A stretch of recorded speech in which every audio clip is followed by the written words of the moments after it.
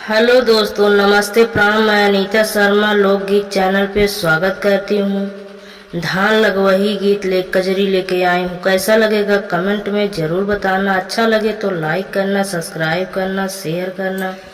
उई गए सूरज छिटकी गए घमवा होना, देवर मोर लगई सूरज किरनिया होना, देवर मोर लगई सूरज किरनिया होना। उई गए सूरज छिटकी गए घमवा होना, देवर मोर लगई सूरज किरनिया होना। जाऊ तोहरे लगई भौजी सूरज किरनिया होना, भौजी कइले तू घुघुट कायड़वा होना, भौजी कइले तू घुघुट कायड़वा होना।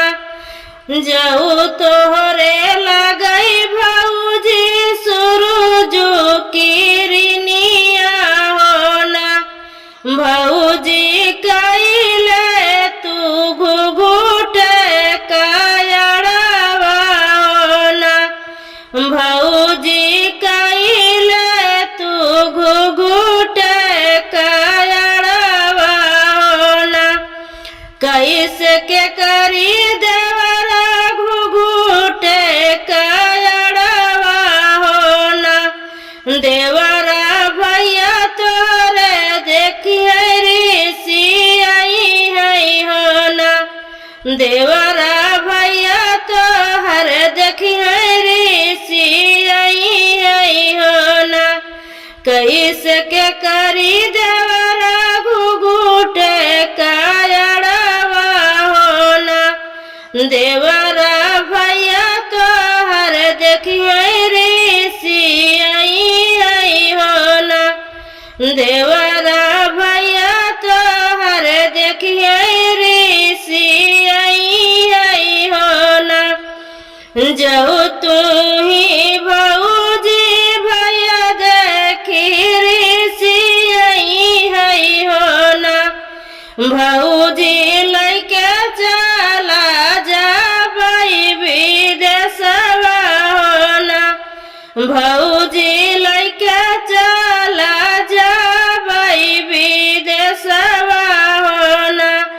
जाऊ तू ही भौजी भैया देखी रिसियाई होना, भौजी लैके चला जाबई परदेशवा होना, भौजी लैके चला जाबई परदेशवा होना। काहे के लैके देवरा गया परदेशवा होना, देवरा हिया उठई पत्थर महलिया होना, देवरा हिया उठई पत्थर महलिया होना। कैसे के देवरा गया परदेशवा होना, देवरा हिया उठई पत्थर महलिया होना, पत्थर ही फरी फरी महला उठउबई होना, पत्थर ही फरी फरी महला उठउबई होना।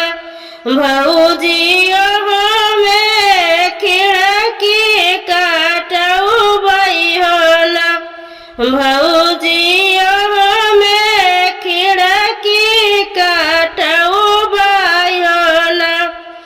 चलना काटाई भौजी पलंगा सालउबई होना, चलना काटाई भौजी पलंग सालऊ भौजी में लगवैयो रे दामनोना भौजी